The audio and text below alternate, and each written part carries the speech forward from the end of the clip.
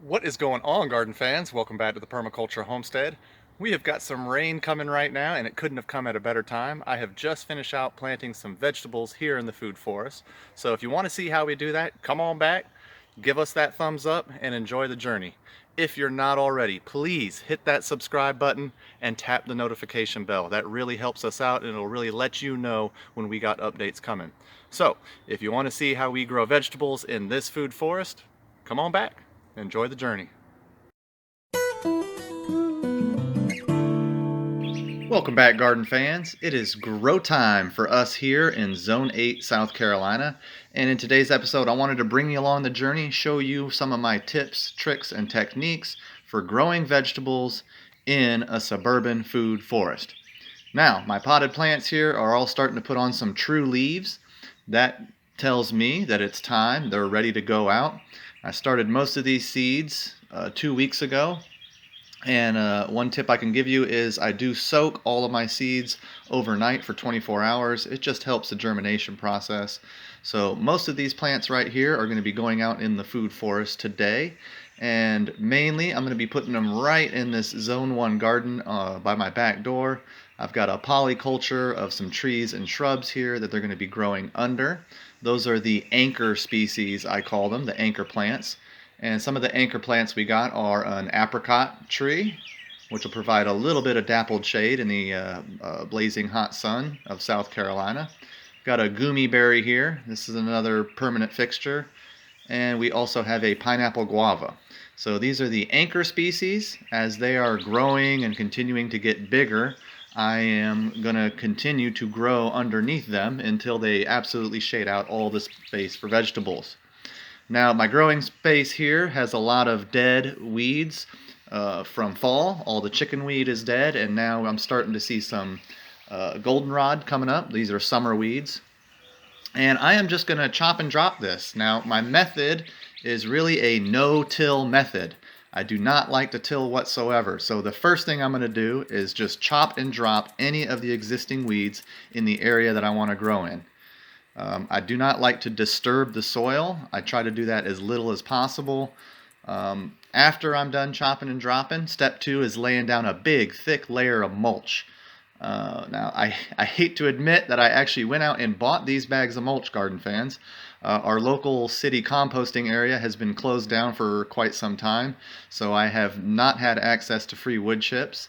And this is really the first time in years and years and years that I've had to break down and buy wood chips. I generally don't do that, but I am doing it for this project. This mulch layer is here to help suppress some weeds. It is a carbon layer after I've chopped and dropped all my weeds, and then that's my nitrogen layer. And then I'm putting a carbon layer on top of it. So in essence, I'm kind of composting on site here by adding this thick layer of wood chips. Now once I've got my space laid out and ready to go, step 3 is to actually space out and plant my veggies. Now I do utilize a bit of the square foot method of gardening here. I am going to put my plants staggered, probably about 1 foot apart from each other, really respect the vegetable spacing.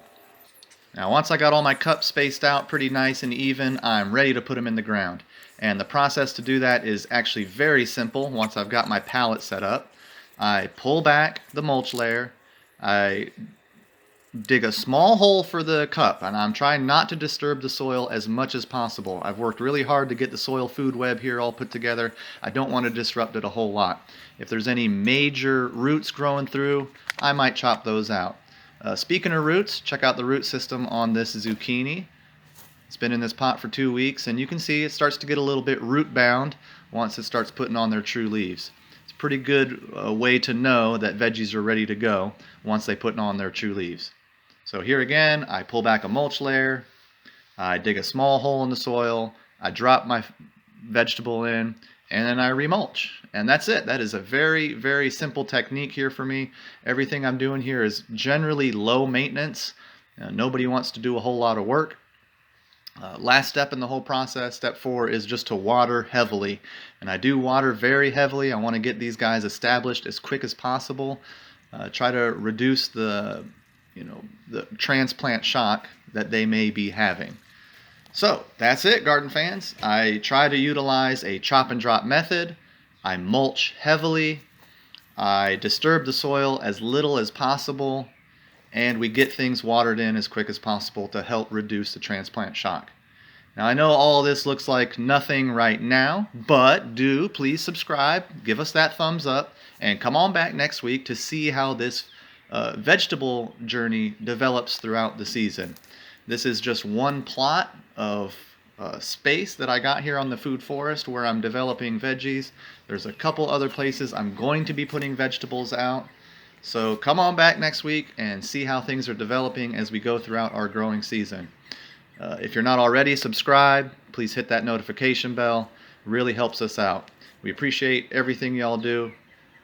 This area right here is going to be the next one for me to tackle. This is all a Zone 1 area, I call it. It's right by our back door. Makes it very easy to maintain. So as we come into the growing season, vegetables are going out. It's go time here in South Carolina. Appreciate y'all watching. Once again, stick around and come on back for more. God bless.